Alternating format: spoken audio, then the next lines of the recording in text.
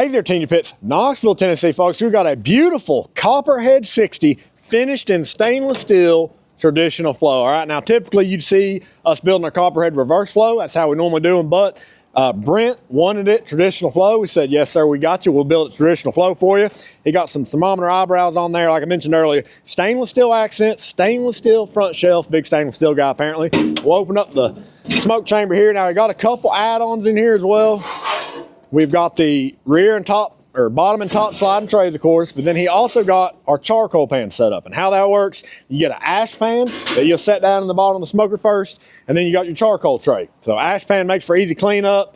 Set your charcoal tray in there, you basically turn your smoke chamber into a charcoal grill. So just adds a little more versatility to your TMG pit. It does have a fold down stack. As you can see, the sucker is tall. Fold that stack down going in and out of the garage. Open up our hot box here.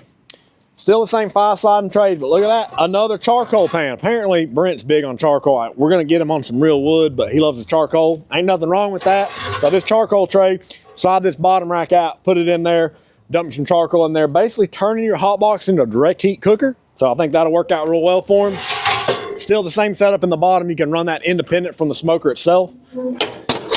Got that 3F barbecue custom stainless steel logo on the side. Folding shelf, lock it up when you're done with it, lock it back down. We'll open up the firebox here. This is our insulated firebox. We've got the fire management cradle in there, D-ring tie downs on all 4 corners, as well as a rear folding shelf to finish her off, guys. So y'all know the deal. You need a custom pit built, you know to call Team G Pits, Knoxville, Tennessee.